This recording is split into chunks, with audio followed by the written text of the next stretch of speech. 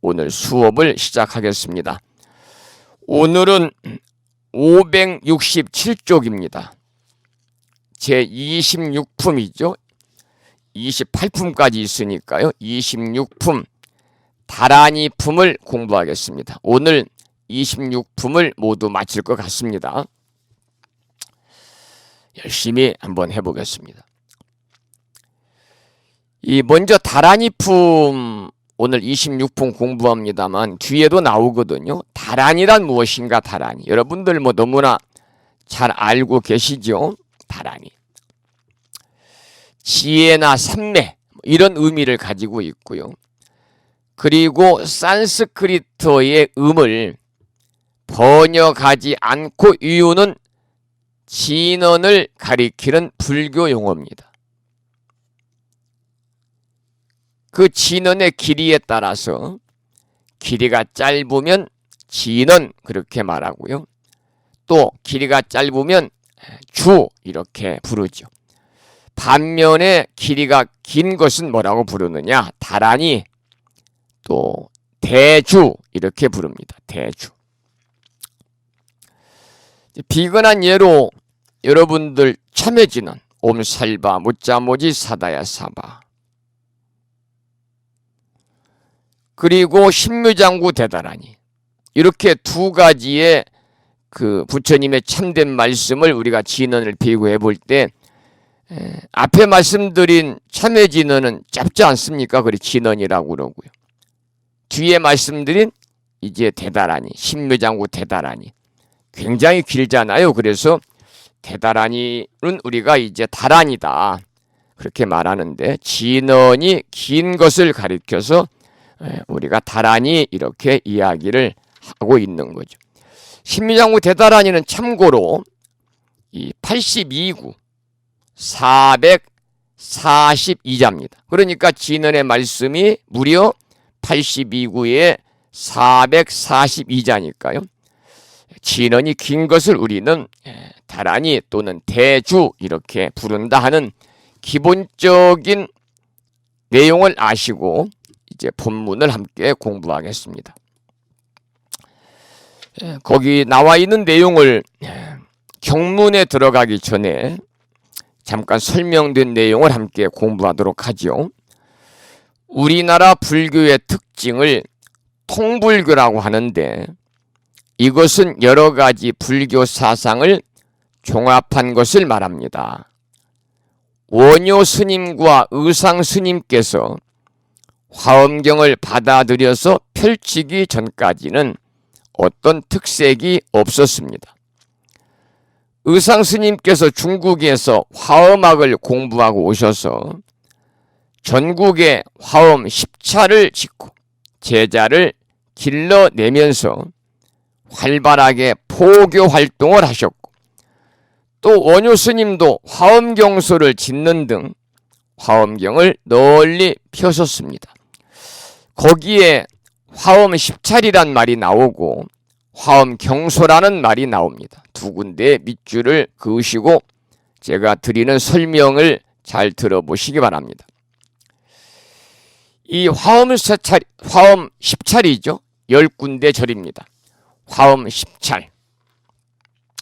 화엄 10찰은 여기 나와 있는 것처럼 의상 스님이 절을 세웠거나 의상 스님의 제자들이 세운 화엄종 사찰 중에서 가장 대표적인 사찰 10곳을 화엄 10찰이라고 그럽니다. 화엄 10찰.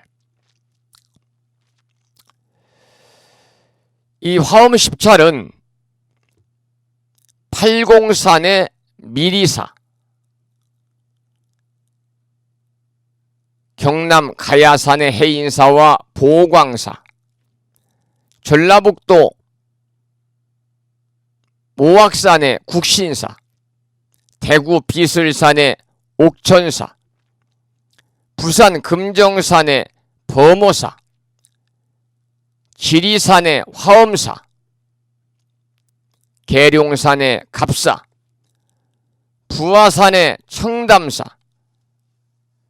강원도 태백산의 부석사, 충청남도 공주의 보원사를 가리켜서 화엄 10찰이라고 그러고요. 10군데 화엄 10찰 중에서 현존하는 사찰은 해인사, 부석사, 그리고 국신사라고 그래서 귀신사가 있습니다. 귀신사. 모악산에 있는 거죠. 전라북도 전주에 있는 귀신사가 있어요. 모악산에. 그리고 범어사, 갑사, 옥천사, 화엄사가 지금 화엄 10찰 중에서 현존하는 사찰입니다. 그렇게 화엄 10찰이 어딘지를 대강 아시면 좋겠고요. 원유 스님은 화엄경소를 지은 등 화엄경을 널리 펼쳤다고 그랬는데요. 화엄경소라는 건 뭐냐면 화엄경을 풀이한, 화엄경의 경전을 풀이한 주석서를 가리켜서 화엄경소라고 그럽니다. 지금도 경남 양산의 천성산에는 원효대사가 수천 명의 스님들에게 화엄경을 강설했다는 화엄벌이 남아있고요. 이렇듯이 화엄경을 토대로 우리나라의 불교가 형성이 된 것이죠. 불교의 발달사적 관점에서 보면은 후기 대승불교 시대에 이르러서 밀교가 발달을 하는데, 대승불교가 우리나라에 들어오면서 밀교적인 요소도 함께 따라 들어오게 되죠. 그런데 사실 대승불교 경전에는요, 어떤 것이든 간에 밀교적인 요소가 다 들어 있습니다. 우리가 가장 많이 독송하는 반야심경처럼 짧은 경전에도 밀교적인 요소가 들어 있어요. 그래서 대승불교의 경전에 대표적인 화엄경과 법화경에도 밀교적인 요소가 들어있죠. 다란이나 진언은 바로 밀교적인 요소의 하나다, 이렇게 말씀을 드릴 수가 있습니다. 우리가 모든 불교의식을 행할 때마다 독송하는 천수경도, 천수경은 관세음보살을 중심으로 한 경전이잖아요. 그런데 사실은 밀교 경전이고요. 또 스님들이 강원에서 승가대학에서 공부하는 교과서 중 하나인 능엄경도, 능엄경 스님들이 3년차 3학년이 되면 사교반에서 배웁니다. 능엄경도 바로 밀교 경전에 속하는 거죠. 그래서 우리나라 불교에는요, 밀교적인 요소가 상당히 많습니다. 우리나라에는 대한불교 조계종을 비롯해서 크고 작은 종단들이 너무나 많지요. 한 1000여 개 거의 된다고 그래요. 군소종단이 대부분입니다. 좀 시쳇말로 나홀로 종단 뭐 이렇게 얘기합니다마는, 이 종단이 많다는 것은 그만큼 한국불교 입장에서 볼 때 발전적인 그런 것은 아니고요. 자꾸 불교가 퇴보하는 하나의 형태다, 저는 그렇게 생각합니다. 왜냐하면 군소종단에서는 체계적으로 운영이 되지도 않고, 또 스님들의 어떤 출가 전의 교육이라든지 출가 후에 스님들의 재교육이 되지 않기 때문에요. 그것이 이제 문제죠. 우리나라에 이렇게 크고 작은 수많은 종단들이 있습니다마는 그 중에 한국 밀교 종단 그러면 몇 군데가 있습니다. 대표적인 종단이 대한불교 진각종입니다. 대한불교 진각종이 한국 불교의 대표적인 밀교 종단이고요. 그리고 또 총지종이라는 종단도 있습니다. 잘 모르시겠습니다만 진각종은 뭐 도심지에 많이 이렇게 있으니까요. 그리고 대한불교 진각종이 우리나라에서는 대표적인 밀교 종단입니다. 진각종에는 이제 이 수행의 방법이요, 오로지 온만이 반매움 그 주문이잖아요. 온만이 반매움 진언입니다. 진언. 육자대명 왕진언, 온만이 반매움만을 열심히 이렇게 외우면서 기도하고 또 정진하는 그런 종단이죠.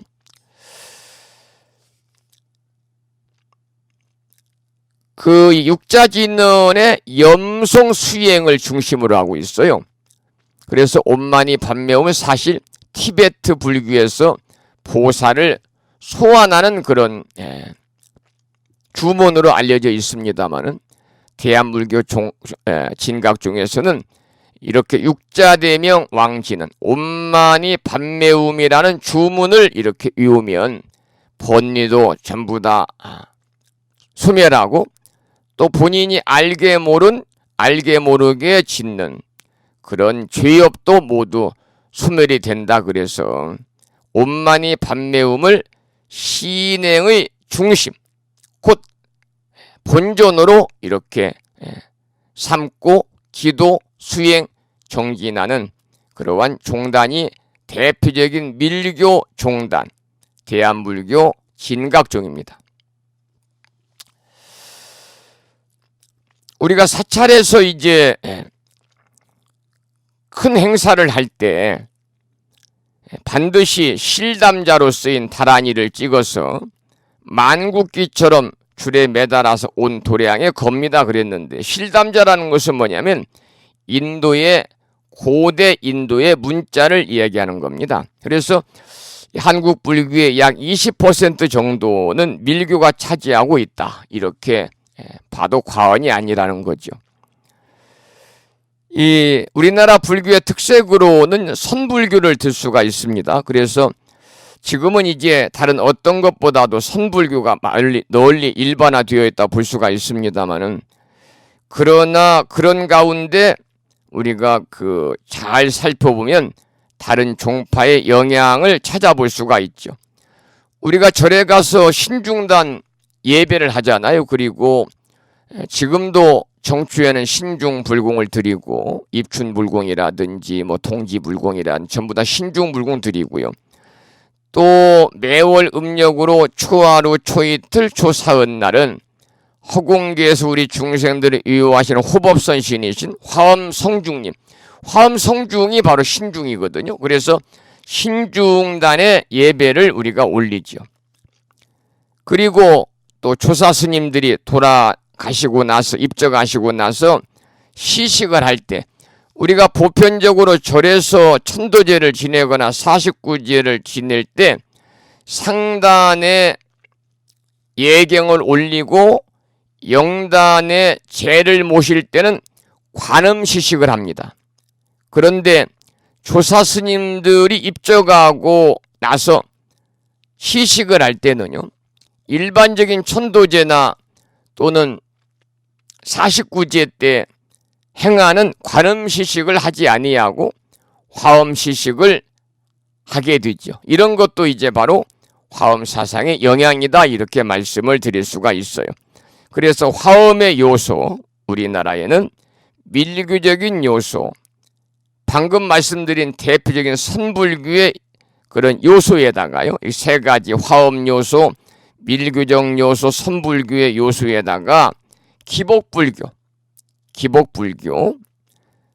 복을 구하는 그러한 불교죠.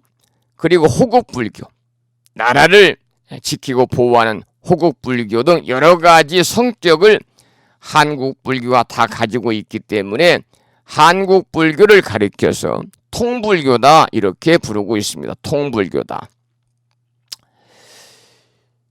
이 대승불교를 공부하더라도 밀교적인 요소는 배제할 수가 없다.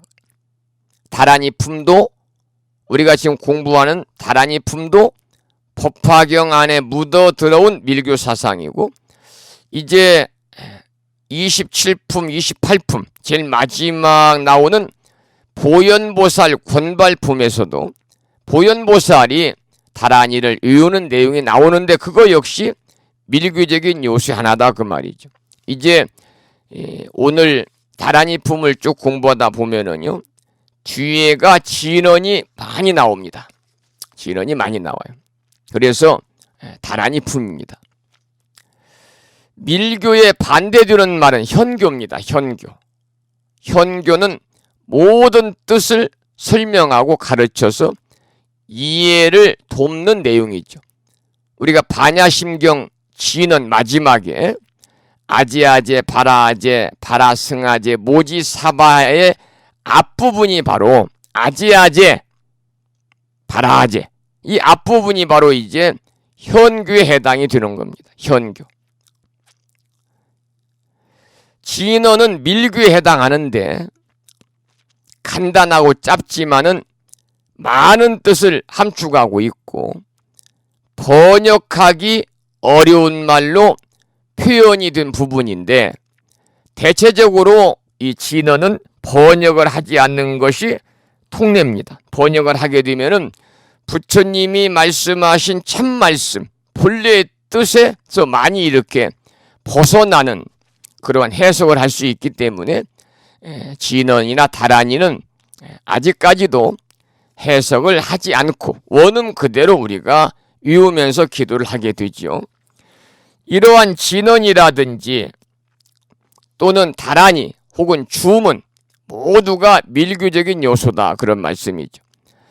물론 이제 진언이나 다란이나 주문이라는 말이 조금씩 차이가 있기는 하지만 뜻은 같습니다. 아까도 말씀을 드린 것처럼 그 진언의 길이가 길면 다란이라고 그러고 길이가 짧으면 진언이라고 하는데 모두 다 특별한 힘이 깃들어 있는 말이고 뜻을 새기지 않는 것이 통례다 그런 말씀을 드렸지요. 우리가 절에서 일상적인 예불을 올릴 때라든지 또 천도제를 봉행할 때라든지 불교 의식에는 을에 자연스럽게 진언이 다 들어 있습니다. 우리가 늘 독송하는 천수경에도 여러 가지 진언이 들어 있잖아요. 그리고 진언과 다란이가 천수경의 대부분의 내용을 이루고 있어요. 그러니까 진언이라고 하든 다란이라고 하든 뜻을 번역하지 않고 인도말의 소리를 가능한 그대로 따라서 해야 되겠죠. 경전에 있는 소리는 원래 인도말을 정확하게 옮기지 않은 겁니다. 그래서 경전을 번역하면서 중국 사람들은 중국말로 비슷하게 소리를 옮겼고 우리는 그 한자를 우리가 부르는 식으로 표기해서 읽고 있죠. 그래서 그 소리가 원래 인도말과 비슷하든 아니면 많이 다르든 간에 신비한 뜻을 가진 말이 부처님의 참말씀 진언이기 때문에 진언이나 다란이 번역하지 아니하고 그대로 독송을 해야 된다 그런 말입니다. 570조 보겠습니다. 옛날에 인도에서 들여온 경전을 한문으로 번역할 때 현장법사는 당나라 현장법사는요 5종 불번이라 해서 번역하지 않는 5가지 원칙을 세웠는데요. 그 5가지 5종 불번이 무엇인지 지금부터 하나하나 살펴보겠습니다. 첫 번째가 차방 무고 불번입니다.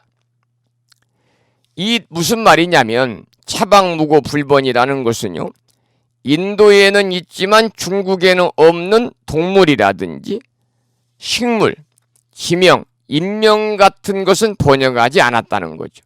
예를 들어서 서가모니 부처님의 고향인 카필라성은 인도에 있지만 중국에는 없기 때문에 카필라를 한자로 가비라라고 그 소리를 음사했다는 거고요.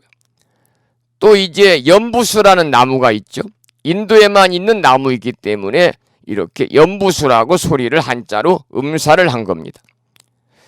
또 하나가 두 번째는 5종 불번 중에서 함다고 불번인데 함다고 불번 이 함자는 먹음을 함자잖아요. 한 가지 낱말에 많은 뜻이 들어있는 경우에도 번역하지 않는다는 겁니다. 한 가지 낱말에 많은 뜻이 들어있는 경우에도 번역하지 않는다. 예를 들어서 육바라밀의 경우에 육이라는 뜻을 새겨서 번역했지만 육은 뜻을 새겨서 번역했지만 바라밀은 그냥 소리를 따라서 옮겼어요. 바라밀. 그래서 바라밀도 이제 한자로는 도피안이라고 뜻을 새길 수 있지만 도피안이라는 말에는 바라밀이 가진 모든 뜻이 담기지 못하기 때문에 그냥 한자로 옮기면서 육바라밀을 바라밀은 도피안이라고 옮기지 아니하고 그냥 바라밀이다 이렇게 한자로 옮긴 거죠. 이 바라밀이라고 하는 것은 이제 그 열반에 이루고자 하는 보살의 수행을 얘기하잖아요. 피안의 경지에 이루고자 하는 보살이 닦아야 되는 그러한 불교의 수행법. 그래서 특히 대승불교에서 이 바라밀의 실천이 강조가 되고 있는데, 통상적으로 6가지 바라밀, 보시, 지계, 인욕, 정진, 선정, 지혜 바라밀 6가지를 수행할 것을 이렇게 구원하고 있지요. 그리고 이 바가범이나 마도 이 경우에 속한다 그랬는데, 바가범이란 말이 좀 여러분들 생소할 겁니다. 밑줄을 치시고, 바가범은 뭐냐면 인도에서는요, 덕이 있는 장부를 가리켜서 바가범이라 이렇게 호칭을 했습니다. 덕이 있는 장부. 그러니까 부처님을 인도에서는 바가범이다 이렇게 불렀고요. 말하는 것도 마찬가지입니다. 크다 그런 말인데, 우리가 마하바냐 바라밀 할 때 그냥 말하고 이렇게 크다 번역을 하지 않은, 큰 대자로 크다 않고 그냥 말하고 번역을 했죠. 이것이 이제 한 낱말에 많은 뜻이 들어있는 경우이기 때문에 이제 번역을 하지 않았다 그 말입니다. 세 번째, 번역하지 않은 5가지 원칙 중에 세 번째는요, 순고고불번이다. 그래서 언제부터인가 관습적으로 번역하지 아니하고 써온 말도 그대로 번역하지 않았다. 그러니까 예를 들어서 보살, 아라한, 안욕따라 삼맥 삼보리와 같은 말은 가끔은 번역하기도 하지만 거의 대부분 그대로 사용하잖아요. 그래서 특별히 번역하지 않아도 그 뜻을 다 아는 말이기 때문에 번역을 하지 않는다 그 말이죠. 우리가 금강경을 원문을 읽어보면 그냥 안욕따라 삼맥 삼보리 나오잖아요. 거기가 지금 표준 금강경에는 안우다라 삼맥 삼보디라고 나옵니다. 후편적으로 안욕따라 삼맥 삼보리, 보살, 아라한 마찬가지입니다. 네 번째는 비밀치고 불번이라, 그래서 비밀스러운 말이기 때문에 번역하지 않는 것도 있습니다. 바로 다란이라든지 진언이 여기에 속합니다. 비밀스러운 말이기 때문에 번역하지 않는데, 우리가 오늘부터 공부하는 그 다란이 품에 나오는 다란이나 진언이 바로 여기에 속합니다. 뜻이 아주 깊고 미묘해서 간단히 생각할 수 없는 내용이 담겨 있기 때문에 번역하지 않는다 그 말이죠. 자칫 번역하게 되면요, 그 내용을 우리가 오류를 범할 수가 있는, 엉뚱하게 내용을 우리가 이해할 수가 있기 때문에 번역하지 않습니다. 그 다음에 마지막 번역하지 않은 5가지 원칙 5종 불번 중에 마지막은 존중 고불번입니다. 존중 고불번. 번역하면 무슨 말이냐면, 번역을 하면 본래의 참된 의미를 잃어버린다. 그래서 예를 들어서 바냐 그러면 지혜잖아요, 지혜. 그래서 바냐를 지혜로 옮겨도 되지만, 바냐를 그대로 두었을 때 바냐가 가지는 참된 의미를 더 살릴 수가 있기 때문에 바냐 바라밀 할 때 우리가 지혜 바라밀 이렇게 번역을 하지 아니하고 마하바냐 바라밀, 그냥 바냐라고 이렇게 하는 거죠. 바냐다. 번역을 했을 경우에 오히려 그 의미를 우리가 잃어버릴 수 있기 때문에 그런 거죠.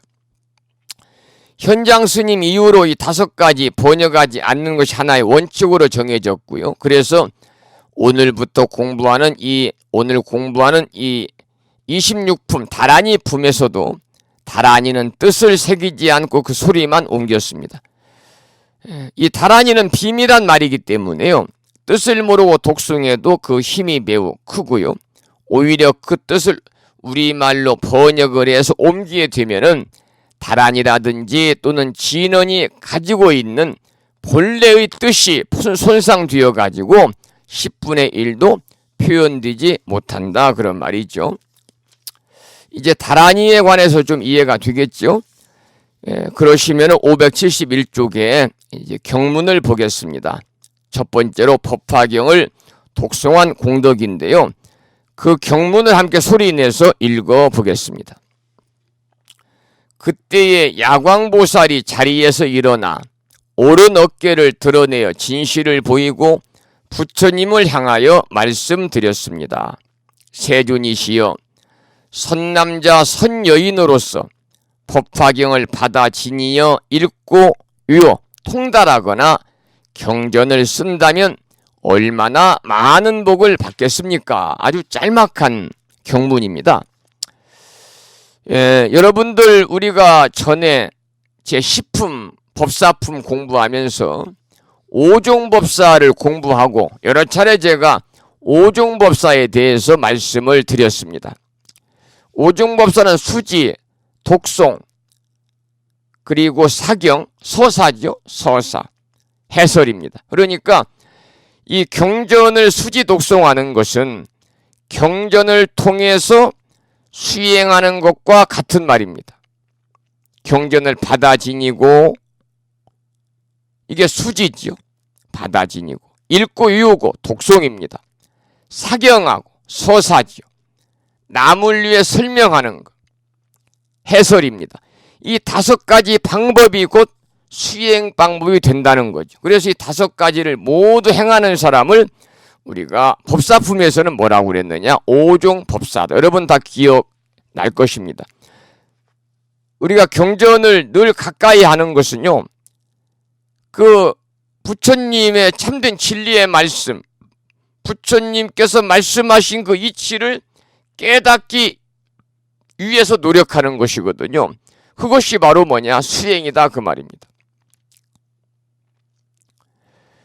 어떤 기도를 열심히 하거나 참선을 열심히 하는 것을 가르치는 것도 중요하지만요, 부처님께서 깨달은 것을 이렇게 많은 사람들이, 부처님이 당신이 깨달은 것을 제자들에게 열심히 가르치고 제자들이 깨달은 것처럼 지금도 스님들께서 부처님의 그러한 가르침, 참된 진리의 말씀을 이렇게 많은 법우님들에게 강의를 통해서 또는 법문을 통해서 많이 전하는 것이 진정한 그런 수행을 이어갈 수 있는 하나의 디딤돌을 만들어 주는 거다. 그렇게 말씀을 드릴 수가 있어요. 여기에서 이제 법화경 수지 독송한 공덕 첫 번째는요, 바로 이렇게 법화경을 받아 지니고 읽고 외우고 통달하고 경전을 쓰면 얼마 많은 복을 받겠느냐. 자, 그 다음에 보겠습니다. 572쪽 짤막한 경문을 함께 읽어보겠습니다. 부처님께서 야광보살에게 말씀하셨습니다. 만일 선남자 선여인이 800만억 나유타 항아사에 부처님들에게 공양하였다면 어떻게 생각하는가? 그의 얻은 복덕이 얼마나 많다 하겠는가? 매우 많습니다. 세존이시여. 부처님께서 말씀하셨습니다. 만일 선남자 선여인이 이 경에서 네 구절로 된 개송만을 받아 지니고 읽고 외우고 뜻을 해설하며 설한 내용과 같이 수행하면 그 공덕이 더 많으니라. 야광보살이 이제 부처님께 말씀을 드렸고, 야광보살의 그 질문에 부처님께서 이제 아주 친절하게 잘 답변을 통해서 법을 설하신 내용이죠. 거기 보면은 만일 선남자 선여인이 이 경에서, 이 경은 법화경이죠, 네 구절로 된 한 개송만을 받아 지니고 읽고 외우고 뜻을 해설하면 그 설한 내용과 같이 수행하면은 그 공덕이 더 많다 그랬습니다. 바로 이제 사구계를 이야기하는 겁니다. 사구계는요, 대부분 경전에 다 들어 있습니다. 사구계는. 이 사구계는 그 말 그대로, 글자 그대로 내 글귀로 된 개송이에요. 녹사자 글구자 개송, 노래죠. 그래서 글자 그대로 말하면은 네 글귀로 된 개송을 사구개라고 그럽니다. 그러니까 네 글귀의 하나의 법문을 이룬 아주 짧은 글이다. 다시 말씀드리면은 짤막한 법문이다. 짤막한 법문이다. 이렇게 이제 말씀을 드릴 수가 있죠.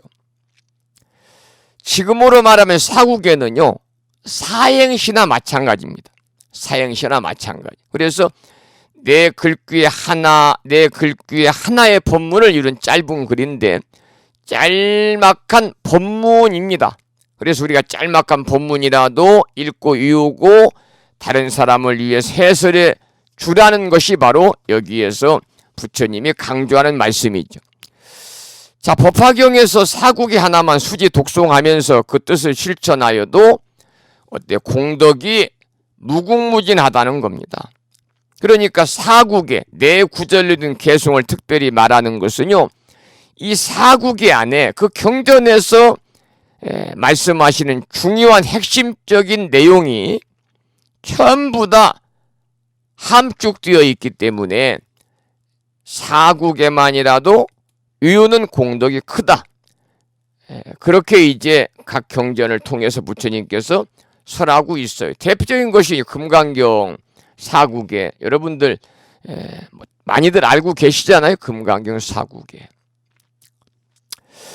그러면 법화경에서 이제 법화경, 열반경, 금강경, 화엄경 전부 다 이제 사구개들이 있습니다. 사구개가 있는데 오늘은 이제 법화경 공부하니까요.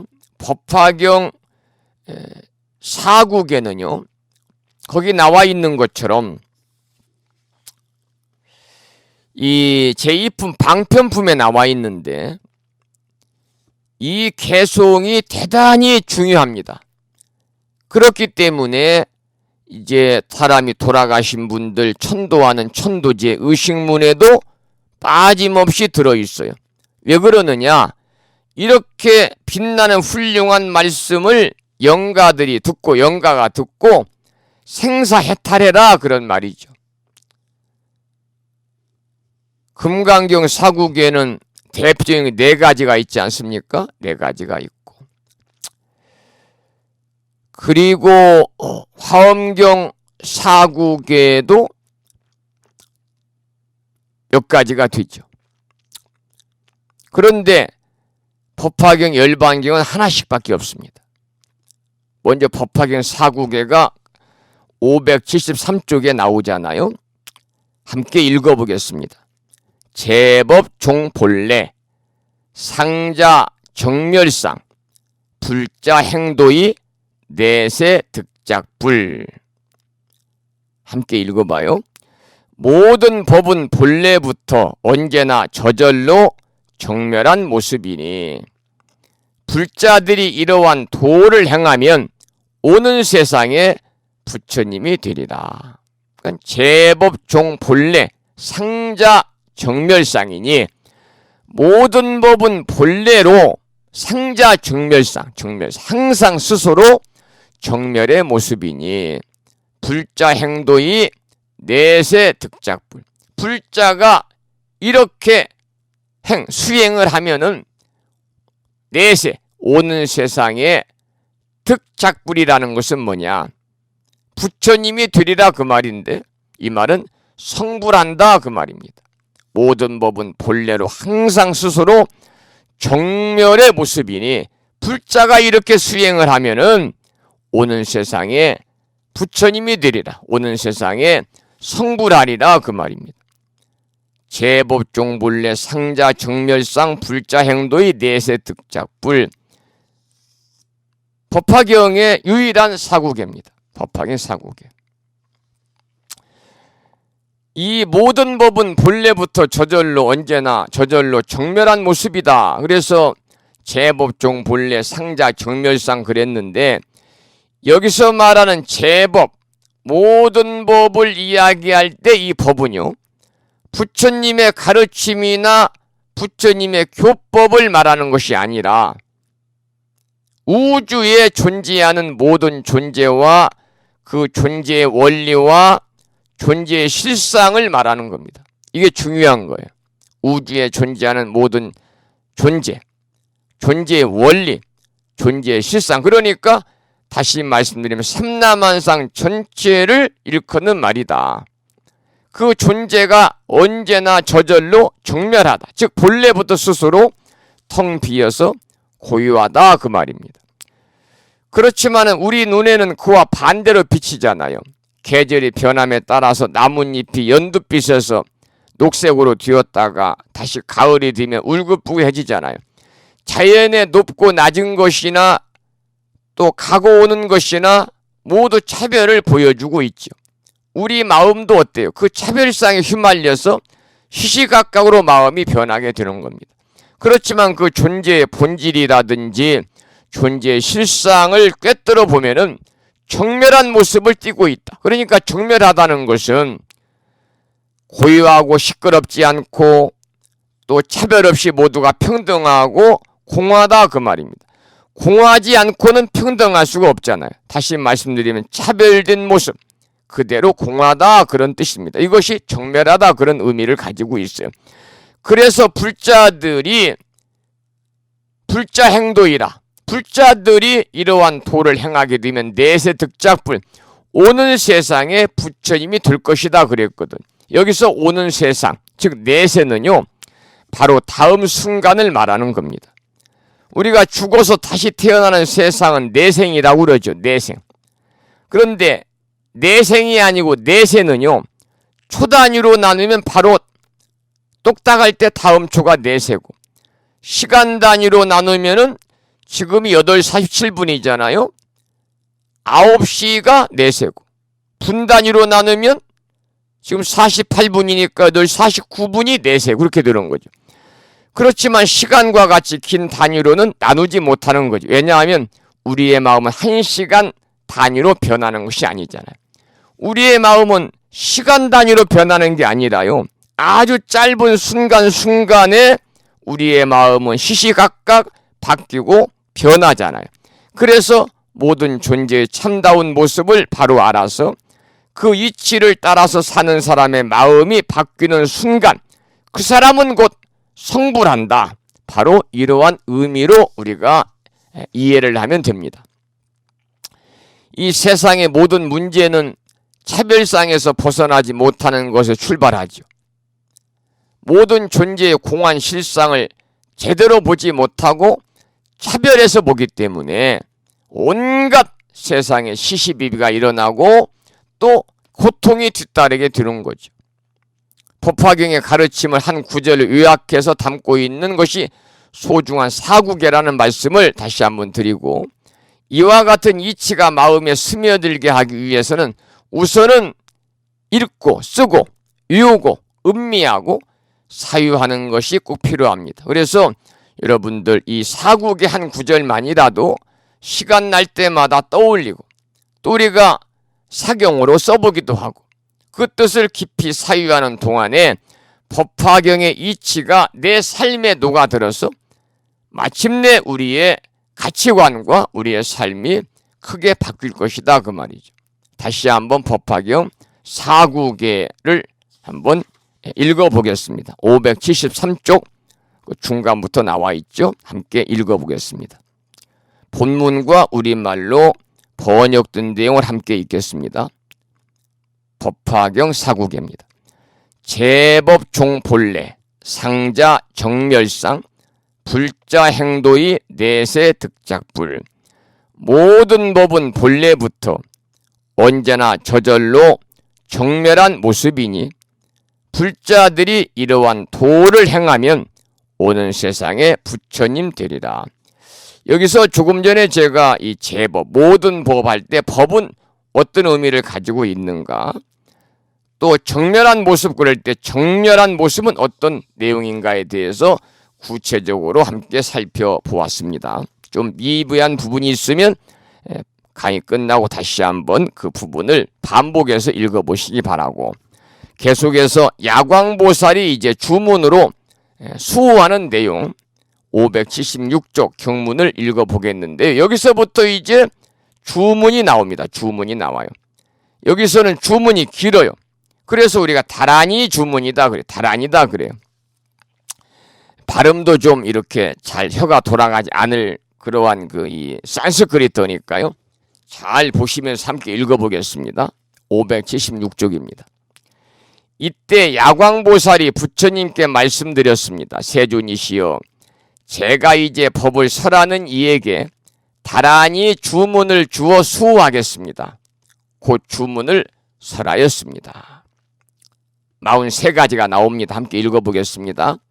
안니, 만니, 마네, 마마네, 지레, 자리대, 샤마, 샤리다위, 선대, 목대, 목다리, 사리, 아이사리, 상리, 사리, 사예, 아사예, 아기니, 선대, 샤리, 다라니, 아로가바사, 파자, 빅사니, 네비대, 아변다라, 내리대, 아반다, 파레수레, 파레수디, 구구레, 모구레, 아라레, 바라레, 수가차, 아삼마, 삼리, 붓다, 비, 길이 질 때, 달마, 바리차레, 신간열, 구사네, 바사바, 사수디, 만다라, 만다라, 샤야다, 우르다, 우르다, 교사라, 악사라, 악사, 악사야, 아바로, 아마야, 나다야. 우리가 신미장구 대다라니도 처음 하는 분들은요, 발음이 잘 안 된다고 그러잖아요. 입 모양도 안 돌아가고. 그래서 우리가 자주 이렇게 천승회 하다 보면은 또 대비신주를 항상 독송하기 때문에 나중에는 암기까지 됩니다만, 이 부분도 이제 생소하니까 아마 좀 발음이 좀 꼬이고 좀 그랬을 겁니다. 여기서 보면은 야광보살의 부처님한테 말씀드리기를, 세존이시여, 제가 이제 법을 설하는 이에게 다란이 주문을 주어서 수호하겠습니다 그랬잖아요. 그리고 다란이를 설했는데요, 다란이 주문이라고 이중으로 표현하고 있습니다. 그렇지만 다란이 주문이나 다란이나 주문이나 같은 뜻이에요. 다란이나 주문이나. 그래서 진언이 짧은 것은, 이 진언, 짧은 건 진언, 주라고 그러죠. 주. 긴 것은 다란이, 대주, 이렇게 얘기한다고 말씀을 드렸어요. 이 주문으로 야광보살이 법화경의 사국에만이라도 수지 독송하는 사람을 지키고 보호하겠다 그랬습니다. 여러분들이 이 조금 전에 함께 공부했던 법화경 사국에요, 이 사국에가 그만큼 중요하다는 거죠. 제법종 본래 상자 정멸상 불자행도의 내세 득작불이라. 모든 법은 본래부터 언제나 저절로 정멸한 그러한 모습이니까 불자가 이렇게 수행하면 오는 세상에 성불하리라, 부처님 되리라, 그 말인데요.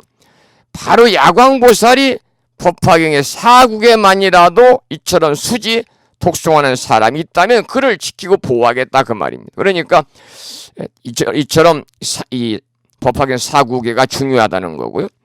이 다란이는 뜻풀이를 하지 않기 때문에 여기에 소리만 달아두었습니다. 물론 이제 이 해석을 한 책도 있을 수 있겠습니다만 굳이 뜻을 일일이 해석해서 우리가 알 필요 없다, 그 말이죠. 577조 계속해서 지금 야광보살이 주문으로 수호하는 내용입니다. 함께 읽어보겠습니다. 세존이시여, 이 다란이 신주는 62억 항아사 부처님들이 말씀하신 것입니다. 만일 이 법사를 침해하여 헐뜯는 이가 있으면 그는 곧 이 여러 부처님을 침해하여 헐뜯는 것입니다. 이때 서가모니 부처님께서 야광보살을 찬탄하셨습니다. 훌륭하고 훌륭하여라 야광이여, 그대가 이 법사를 어여삐 여기고 옹호하기 위하여 이 다란이를 설하니 여러 중생들에게 이익이 많으리라. 전부 다 이제 야광보살이 이처럼 주문을 통해서 법을 수호하는 그러한 내용입니다. 그 신주, 우리가 대비신주 그러잖아요. 신묘장구 대다란이 대비신주라고 그러는데 다란이 신주다 그래요. 다란이 신주다. 이 다란이 신주를 이렇게 이우게 되면은 바로 이 여러 중생들에게 많은 이익이 있을 뿐만 아니라 특히 법사, 부처님까지도 이렇게 옹호한다 그런 얘기죠. 그 다음에 용시보살의 주문을 보겠습니다. 578쪽 경문을 함께 읽어보겠습니다. 이때 용시보살이 부처님께 말씀을 드렸습니다. 세존이시여, 저도 법화경을 읽고 외우고 받아 지니는 일을 옹호하기 위하여 다란이를 설하겠습니다. 만일 이 법사가 다란이를 얻으면 야차나 나찰이나 부단다나 길자나 구반다나 아귀 등이 그의 결점을 엿보려 해도 쉽지 않을 것입니다 하고 부처님 앞에서 주문을 설하였습니다. 자래, 마자래, 우기, 목기, 아래, 아라바대, 멸레대, 멸레, 다바대, 이디니, 위디니, 지디니, 멸레지니, 멸리, 지바디. 세존이시여, 이 다란이 신주는 항아사와 같은 부처님들께서 말씀하신 바이며 모두 따라서 기뻐하는 것입니다. 만일 이 법사를 침해하여 헐뜯는 이는 곧 이 여러 부처님을 침해하여 헐뜯음이 될 것입니다. 용시보살이 이렇게 이제 주문을 부처님 앞에 설하면서 이 다란이를 얻으면 야차나 나찰이나 부단나나 길자나 구반다 아귀 등이 그 사람의 결점을 엿보려고 해도 쉽지 않을 것이다 그 말이에요. 이 법을 옹호하고 수호하고자 하는 호법정신 대단히 중요하죠. 호법정신. 그래서 이 신중님들, 성중님들을 우리가 화엄성중을 뭐라고 그러냐면 그래서 호법 선신이다 그러면 호법 선신이다. 불법을 옹호하고 수호하는 선신이다 그러거든요. 이 불법이라는 것은 진리의 말씀이잖아요. 또 부처님 말씀이니까 훌륭한 말씀입니다. 그래서 출간 스님들이나 제가 물자를 막론하고 보호하고 지켜가지고 오래도록 불법이 전해지도록 노력하는데 우리가 헌신을 해야 됩니다. 그것이 바로 불자의 도리거든요. 그동안 불법을 옹호한 분들이 있었기 때문에 3000년이 지난 오늘날 우리가 이렇게 법화경을 공부할 수 있는 거죠. 여기 내용 중에서 뭐라고 나오냐면 이 용시보살이 다란이를 외우면 어떤 귀신도 범접하지 못한다 그랬습니다. 야차나 나찰이나 부단나나 길자나 구반다나 아귀. 야차나 나찰은 여러분들 많이 나오는 말이니까 그 내용들을 많이 들어보셨겠죠? 야차. 이 야차라는 것은 이제 그 인도 신화에 나오는 신적인 존재인데 귀신입니다, 귀신. 아주 추악하고 무섭게 생긴 귀신인데 사나운 귀신. 사람을 괴롭히거나 해치고 다니는 귀신입니다. 그런데 이 야차 그리고 또 나찰이 불교에 귀의를 했어요. 그래서 이제 팔부신중, 팔부 중에 이렇게 들어가죠. 그런데 뒤에 나오는 부단나, 길자나, 구반다는 조금 생소하죠. 설명이 나왔습니다. 579쪽에 부단나는 열병을 일으키는 귀신이고 다 귀신들입니다. 길자는 시체에 붙어있는 귀신입니다. 이런 귀신들이 법화행자의 결점을 엿보려고 해도 쉽지 않을 것이다 그 말입니다. 귀신들이 괴롭히려면 단점, 약한 곳이 있어야 한다는 거죠. 사람의 약한 곳을 파고드는 것이 귀신입니다. 그런데 사람이라면 누구나 단점이 있죠. 단점이 없는 사람 없잖아요. 단점이 있더라도 감히 귀신들이 범접하지 못하게 된다 그 말입니다. 바로 이러한 다란이를 외울 때 단점이 있다 하더라도 감히 귀신들이 범접하지 못한다. 사실 귀신이 접하는 것은 불교와는 관계가 없는 일입니다만 그러나 중생들이 겪는 온갖 다양한 세계는요, 부처님께서 하나도 놓치지 않고 일일이 보살피고 계시기 때문에 이런 귀신과 관련된 세계에 대한 이야기도 경전에 나오는 것이죠. 물론 최고의 가르침은 마음을 깨닫게 하는 가르침이지만 그런 수준 높은 가르침을 받아들일 근기가 되는 사람이 많지 않거든요. 8만 4천 가지 온갖 근기에 따라서 사람들의 관심사도 다 다르겠지만 이 모든 것을 부처님께서는 다 감싸 안고 보살피시고 제도하시는 대자대비를 보여주고 계십니다. 그러니까 깨닫지 못한 사람에게는 모든 세계가 다 있지만 깨달은 사람에게는 아무것도 없다, 그런 얘기가 있습니다. 깨달은 사람에게는 온 우주가 텅 비어가지고 심지어 삼천 대천세계도 없다. 무아, 즉 자기 자신도 없는데 무엇이 따로 있겠느냐. 이 깨달은 사람의 안목에서 볼 때 그런 거예요. 깨달은 사람들은 있어도 없는 도리를 깨달아서 수용하는 것이 불교거든요. 하물며 깨달은 사람들이 있어서 무엇이 따로 있겠느냐. 그러나 이와 같은 도리를 깨닫지 못한 사람에게는요, 온갖 것들이 다 있는 거예요.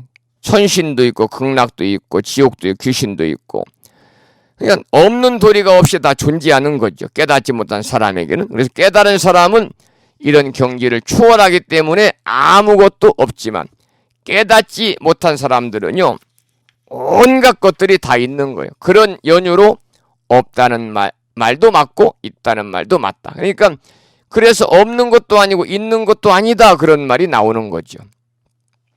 이 앞에서 이제 단점 있는 사람의 귀신이 접한다 그랬습니다.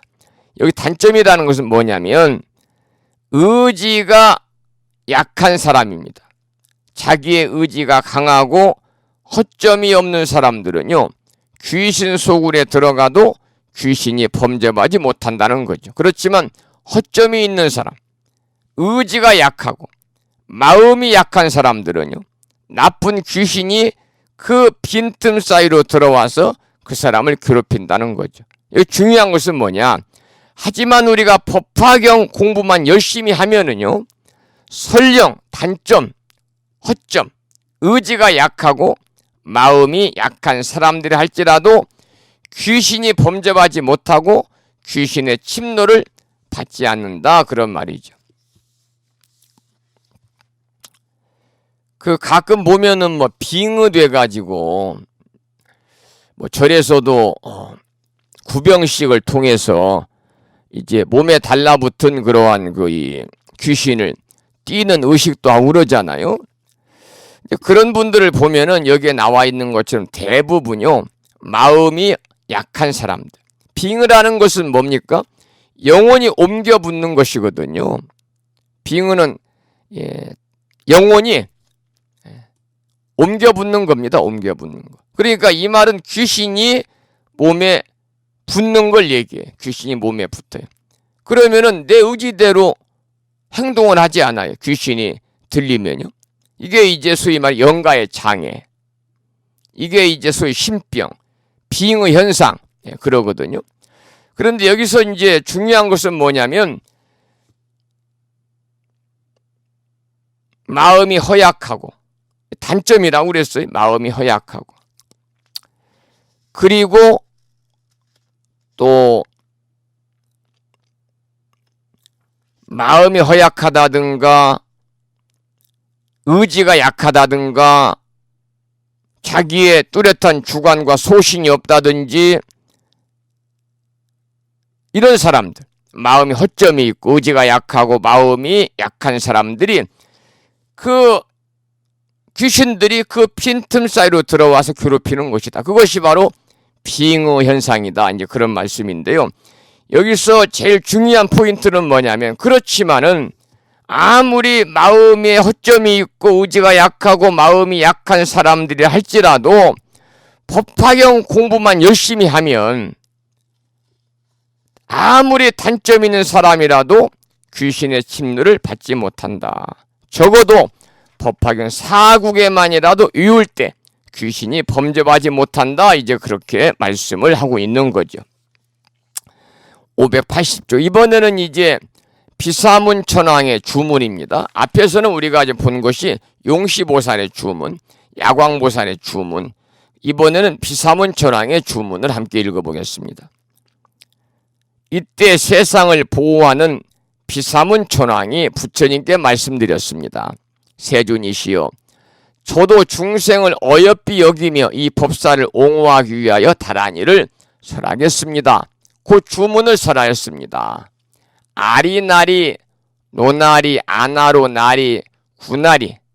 세존이시여, 이 신주로서 법사를 옹호하고 저도 이 경전을 지니는 일을 옹호하여 백유순안에서는 온갖 걱정이 없게 하겠습니다. 여기 나오는 그 신주, 비밀스러운 주문은 아주 짤막하잖아요. 아리나리, 노나리, 아나로, 나리, 구나리.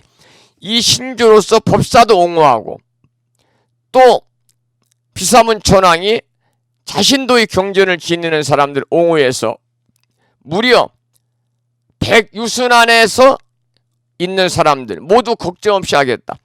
1유순이 15kg거든요. 15kg. 그러니까 백유순은 1500kg. 안에 있는 사람들 모든 걱정을 해소해 주겠다 그 말이죠.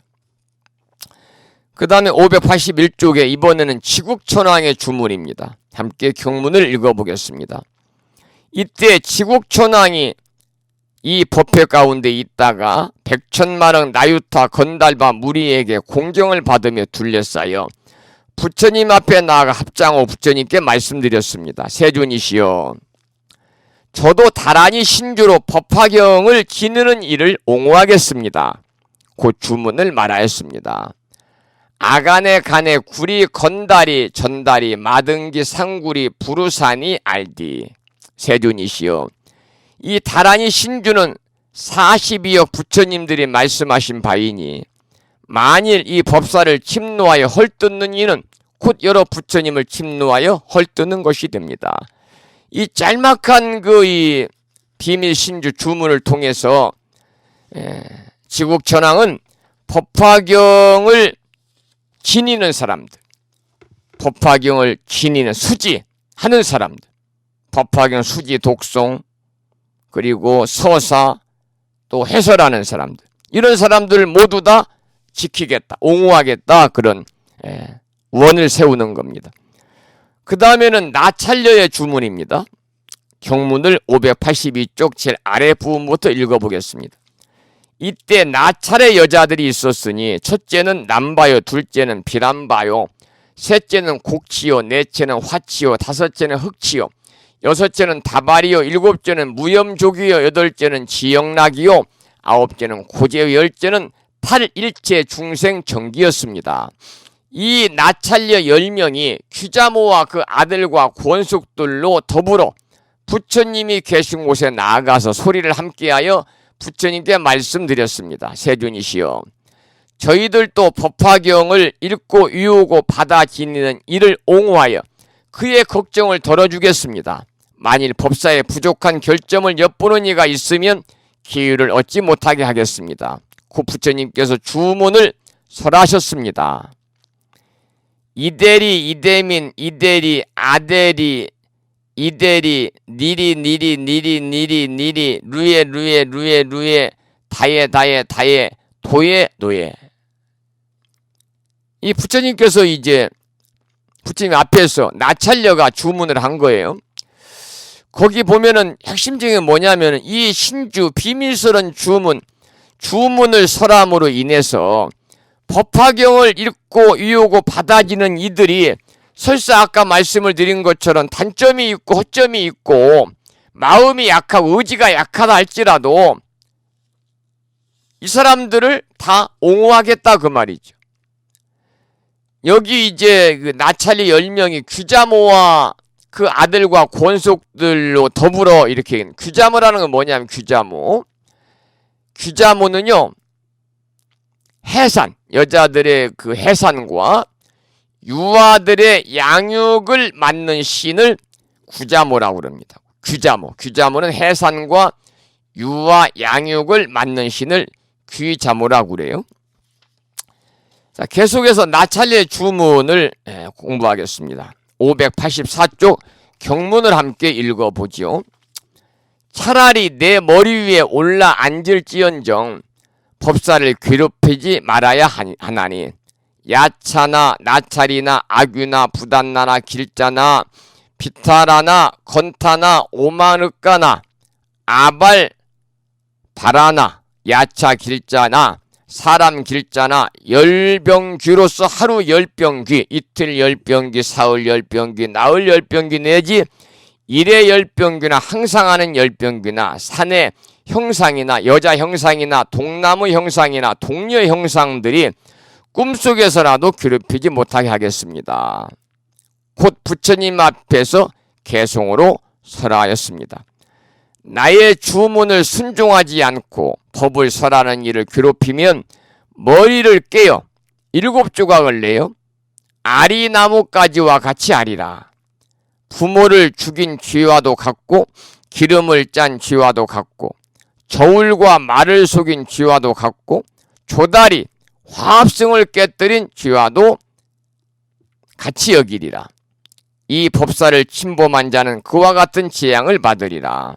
그러니까 법사를 괴롭히는 귀신으로 온갖 병을 앓게 하는 귀신의 이름들을 쭉 열거하고 있잖아요. 위에서요. 이것은 뭐냐면 사람들이 병을 앓는 것은 모두 귀신의 작용이라고 보고 그런 귀신들조차도 접근하지 못하도록 지키겠다 그런 말입니다. 그렇지만 귀신에게 지나치게 신경 쓰는 사람들의 이야기를 들어보면 황당한 일이 많잖아요. 무엇이 눈에 보인다고도 하고 또 길 가다가 돌뿌리에 걸려 넘어지는 것조차 귀신의 장난이라고 치부하고요. 그렇지만 사람이 한 생각 놓아버리고 다른 데 정신을 팔면 벌써 자기 정신을 떠났다 볼 수가 있거든요. 그렇게 되면 넘어갈 수 있는 거예요. 귀신의 장난이라는 생각에 정신이 팔리면 이미 그거 자체가 허점이 드는 거예요. 허점.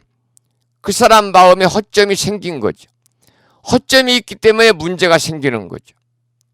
그 문제를 우리는 귀신의 장난이라고 봐도 좋겠지만 사실은 마음에 빈틈이 생겼기 때문이다 이렇게 보는 거죠. 어떤 연유로 그런 일이 이렇게 일어나든지 간에 나찰녀들이 법화경을 독송하는 법사를 옹호하겠다. 전부 다 지금 그런 내용이죠. 법화경을 수지 독송하는 사람들을 옹호하겠다. 그만큼 법화경을 수지 독송하는 그러한 공덕이 크다 그 말이죠.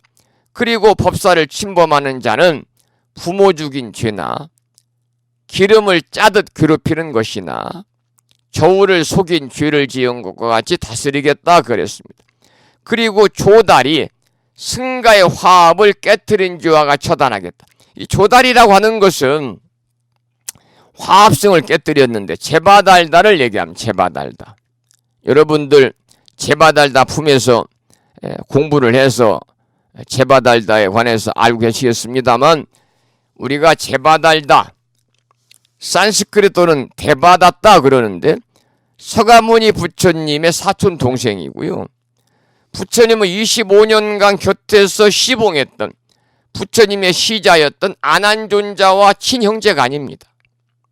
처음에는 그 사촌형인 서가모니 부처님께 감화되어 가지고 제자가 되었는데 나중에는 배반자 적의 전처를 받고 있죠. 그래서 암경을 비롯한 여러 경전에 나오는 데바다따는요 나쁜 사람으로 이렇게 표현되고 있어요. 이 제바달다가 자신의 신통력을 남용해서 여러 사람들을 현혹시키잖아요. 특히 마가다국의 왕자인 아세사를 꼬드겨 가지고 결국은 그 부왕인 빈비사라 왕을 감옥에 가두어 죽게 만들어요. 그리고 나중에 이제 왕자인 아세사가 왕이 되잖아요. 또 여러 사람을 책동해서 이 교단을 분열시켰고 또 한때 부처님의 승단을 위협했고 승가의 질서를 크게 어지럽혔어요. 그리고 뿐만이 아니라 자객을 통해서 포악한 코끼리를 통해서 또 벼랑에서 바위를 굴려서 3번이나 서가모니 부처님을 살해하려고 그랬지만 결국 실패를 했잖아요. 그래도 부처님은 나중에 어떻습니까? 제바달다를 다 품었습니다. 다 품에 안고 제바달다에게 나중에 부처님은 천황불이 될 것이다 이렇게 수기까지 내리셨거든요. 그래서 여기서 나오는 조달은 제바달다를 말하고, 제바달다를 한자로 음역했을 때 조달이다. 오역주를 진 겁니다. 오역주를 지으면 어디에 떨어지냐면 무간지옥에 떨어져요. 여러분들 지장경 공부한 사람들은 아마 전부 다 오역주에 대해서 익히 알고 있을 거예요. 오역주에 5가지의 그러한 돌이킬 수 없는 커다란 죄를 우리가 오역주다 그렇게 말하는데, 이 살부살모, 아버지와 어머니를 죽이는 거, 아란을 죽이는 거, 4번째는 부처님 몸에서 피를 내는 거, 그 다음 마지막 6번째는, 5번째는 승가의 화합을 깨는 거. 그러니까 승가의 화합을 깨는 것이 대단히 큰 죄거든요. 이러한 오역주를 지게 되면은 무간지옥에 떨어집니다. 그래서 이 무간지옥에 떨어질 5가지 악행을 저지른 죄를 가리켜서 우리는 오역주다 이렇게 이야기를 하거든요. 오역주를 지었어요. 무간지옥에 떨어지는 큰 죄거든요. 제바달다는 승단의 화합을 깨뜨리고 서가모니 부처님의 몸에 상처를 입혀서 피를 내었고, 아란을 죽이고, 오역주를 3가지나 지었어요. 5가지 중에서 자기 어머니 아버지만 살해하지 않은 것 뿐이에요. 그래서 2500년 불교 역사에서 너무도 극악무도한 죄를 제바달다가 지었지만은 법화경 제12품 제바달다 품에서 부처님께서는요 이렇게 말씀하셨어요. 나의 스승은 제바달다이고 제바달다로 인해서 내가 부처가 되었으며 제바달다도 또한 부처님이다 라고 말씀하시면서 쌓이고 쌓인 원결을 그냥 너그럽게 푸셨습니다. 그러니까 우리가 법화경을 공부한 이상 제바달다를 우리도 미워해서는 안 된다 그 말이죠. 그런데 여기서 부처님께서 나의 스승은 제바달다이고 제바달다로 인해서 내가 부처가 되었고 제바달다도 또한 부처님이다 이렇게 말씀을 하셨는데요. 이 부처님께서 이제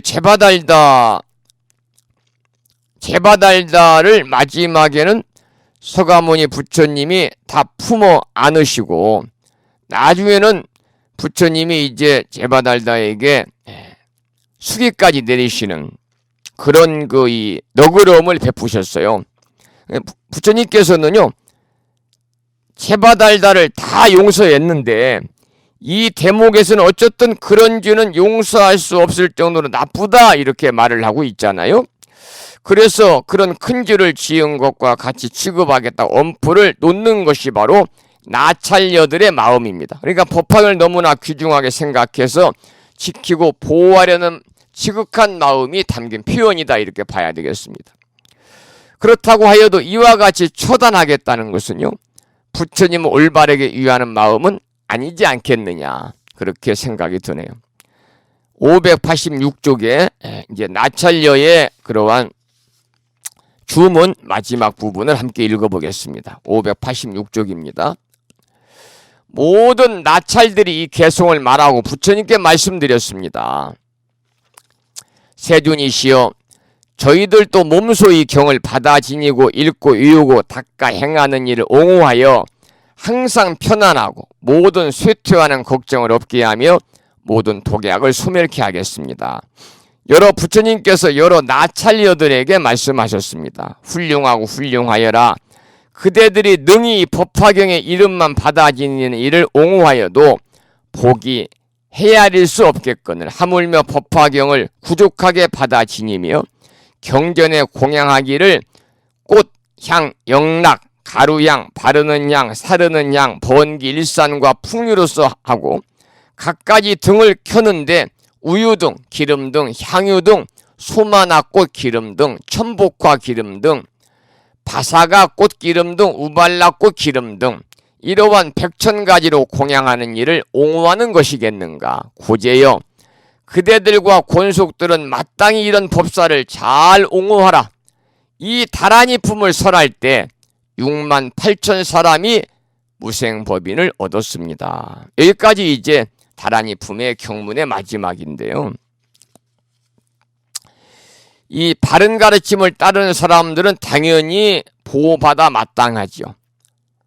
또 지켜야 되고, 바른 가르침을 따르는 사람들은 지켜야 되고 보호받아야 되고 옹호함이 마땅합니다. 참된 이치를 따르는 사람을 여러 신장들이 의무로 양으로 보호하는 이치를 이 다란이 품에서 더 부연하 확대해 설명을 하고 있습니다. 신장들뿐만 아니라 여러 부처님과 보살님들도 공부와 수행을 도와주시죠. 우리를 수호해 주시는 불보살과 신장들과 연결시키는 끈이나 사다리와 같은 역할을 하는 것이 뭐냐? 다란이다 그 말입니다. 그래서 우리가 다란이나 진언에 일심으로 집중하는 힘으로 연결고리가 생겨나는 것인데, 널리 알려진 진언 중에 아까 말씀드린 육자대명 왕진언, 관세음보살 육자대명 왕진언, 육자대명 왕진언, 온만이 반매음이 있죠. 아까 제가 우리나라의 대표적인 밀교종단인 진각종에서 기도하는 그러한 주문이라는 말씀을 드렸습니다. 진각종은 이 불상을 모시지 않고요, 오로지 온만이 반매음이라고 이렇게 새겨진 그 이 나무에 새기든지 새겨가지고 그 새긴 온만이 반매음 진언, 육자대명 왕진언을 앞에 법당 앞에다 모셔놓고 거기에 공양 올리고 예경하고 기도하고 정진하고 있는 거죠. 그게 이제 다릅니다. 그래서 우리가 이 진언에 의지하면서 일심으로 부르면 육자대명 왕진언 온만이 반매음을 일심으로 의지하고 부르게 되면 관세음보살의 명호를 일심으로 부르는 것 같은 효과가 생긴다는 거죠. 사실 진언이 되었든 연불이 되었든 화두가 되었든 간에 제일 중요한 것은요, 마음을 집중하는 겁니다. 어떤 진언을 외우느냐, 어떤 부처님의 명호를 외우느냐, 어떤 화두를 드느냐가 중요한 것이 아니라 일심으로 행하는 것이 대단히 중요하다. 그래서 이 다란이 품 마지막에서는 이 다란이 품을 설할 때 6만 8천 사람이 무생법인을 얻었다 그랬어요. 6만 8천 사람이 무생법인을 얻었다. 무생법인이라고 하는 것은요, 모든 사물과 현상을 공이라고 보는 거죠.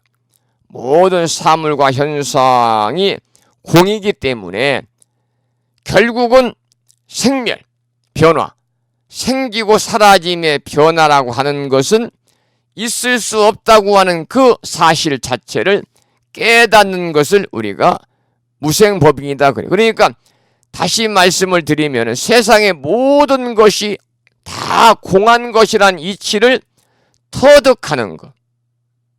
세상의 모든 것이 다 공한 것이란 이치를 터득하는 것이 무생법인이에요. 다른 말로는 법공지다.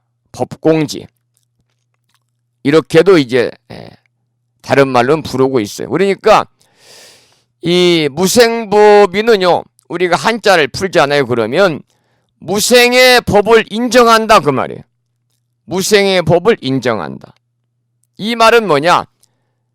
일체의 것이 불생불멸임을 인정하는 것.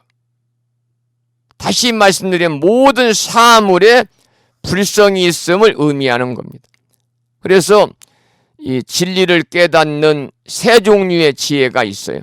법화경에 나오는 삼법인이거든요. 첫째는 진리를 깨닫는 지혜, 이게 법인이에요. 두 번째는 신심에 의해서 얻는 지혜, 신인이에요. 신인, 믿을 신자 참을 인자. 세 번째는 진리에 순종하는 지혜, 순인입니다. 그런데 이 중에 무생법인은 뭐냐? 법인을 얘기합니다. 진리를 깨닫는 지혜를 이야기하는 거죠. 여기까지 해서 제26품 다란이 품을 모두 공부를 했습니다. 오늘은 여기까지 공부를 하고요. 이제 남은 내용은 27품 묘장엄 왕 본사품이 남아있고요. 그리고 마지막 보현보살 권발품이 남아있습니다. 그 중에서 27품이 양이 좀 분량이 좀 있고요. 마지막 품은 분량이 짧습니다만 이제 진도 나가봐야 되겠지만은 빨리 나가면 2월 마지막 주에 종강이 될 것 같고요. 좀 그 안에 부연해서 설명할 내용들이 많이 담겨 있다면 시간이 좀 지체가 되기 때문에 3월 첫 주까지도 갈 수 있다. 그런 생각이 드네요. 자, 오늘 또 2시간, 1시간 반, 지금 9시 30분이 거의 됐으니까요. 1시간 30분 동안 늦은 시간에 여러분들 열심히 함께 공부하셔서 감사하다는 말씀을 드리겠습니다. 얼마 남지 않았으니까요. 우리 유중의 미를 잘 거두고 휴양하는 마음으로 이 종강할 수 있도록 남은 몇 시간 남지 않았으니까 결석하지 마시고 꼭 출석하셔서 함께 마무리를 잘 했으면 좋겠다. 그런 또 바람을 가져봅니다. 그러면 오늘 아까 결석하셨던 분들 중에서요. 늦게라도 출석하신 분이 계신지 출석부를 확인을 해보고 오늘 수업을 마치겠습니다. 네, 한 분 계시네요. 충청남도 보령시의 묘선행 법원이 9시 07분에 이렇게 출석하셨습니다. 오늘 결석하신 분 제가 불러보겠습니다. 결석하신 분을 부를 텐데 혹시라도 강의를 들으셨으면 제 휴대폰을 통해서 출석했습니다. 이렇게 문자를 보내주시기 바랍니다. 인천광역시의 무화법 법우님 결석하셨습니다. 충청남도 보령시의 선덕신 법우님 결석하셨습니다.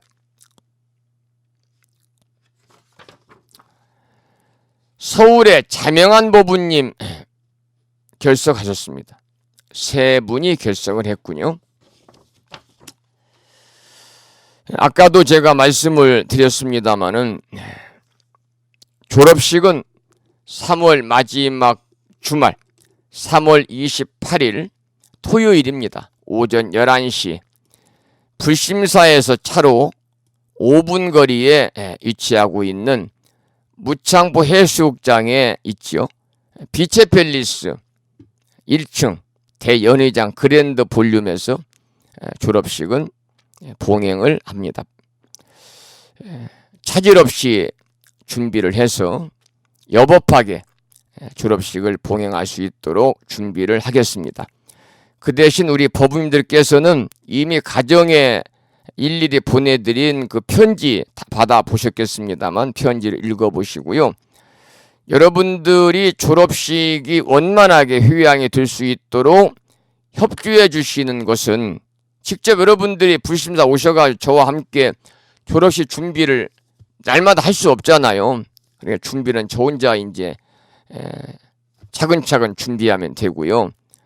이 모든 준비에 필요한 것은 이제 경제적인 면이죠. 그래서 졸업비라고 하는 건 졸업 보시금이겠네요. 졸업 보시금. 그 다음에 또 특별 보시금. 이 2년 동안 법화경을 공부하면서 나에게는 많은 변화가 왔다. 부처님 감사합니다. 그리고 강의해 주신 스님도 조금은 고맙습니다. 이런 마음이 드는 분들은요. 그 마음을 휴양하는 뜻에서 이렇게 십시일반으로 정해진 10만 원의 졸업비 보시금 이외에 특별 보시금을 이렇게 보내주시면 감사하겠다. 그런 말씀을 드립니다. 전에도 말씀을 드렸는데 여러 가지 준비할 사항들이 많습니다.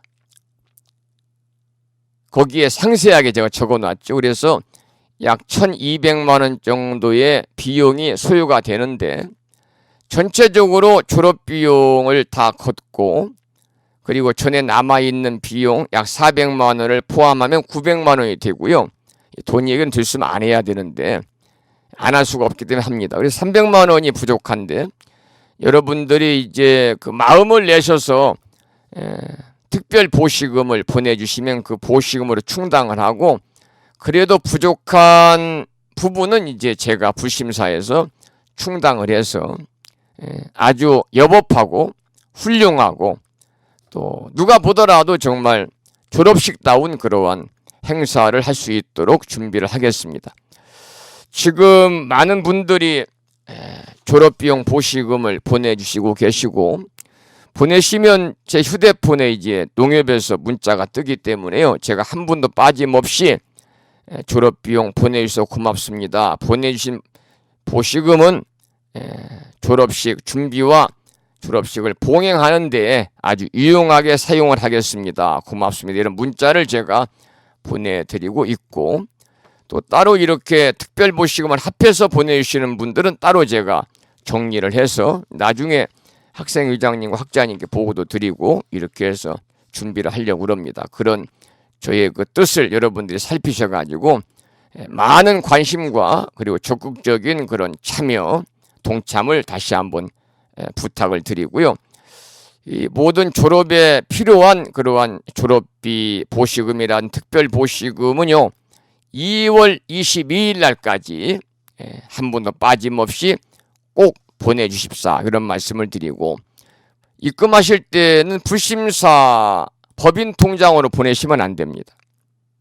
계좌가 다르니까요. 그래서 무창보 불교대학 통장으로 계좌로 꼭 입금하십사, 그런 말씀을 드리고, 보내실 때는 불명과 이름을 띄지 말고 가로도 치지 말고 불명과 이름을 붙여서 그대로 입금자명으로 해주시면 고맙겠다는 말씀을 드리겠습니다. 9시 33분입니다. 오늘 수업을 여기서 마치고요. 이제 돌아오는 2월 19일이 우수입니다. 우수. 수요일날 그날 90번째 수업을 통해서 여러분 만나 뵙도록 하겠습니다. 1시간 30분 동안 늦은 저녁 시간까지 함께 동참하시면서 탁마해 주신 우리 법우님들에게 경의와 감사의 말씀을 드리면서 오늘 수업을 여기서 마치고요. 제가 오늘 강의한 내용 음원을 다시 만들어서 올려놓을 테니까요. 늦게 강의를 들으셨거나 또는 다시 한번 복습을 하고자 하는 분들이 계시면 지금 듣고 계시는 이 주소를 그대로 듣고 계시면은 제 강의를 들을 수 있다, 그런 말씀을 드리겠습니다. 여러분, 밤이 기뻤습니다. 편안히 주무시기 바랍니다. 대단히 고맙습니다.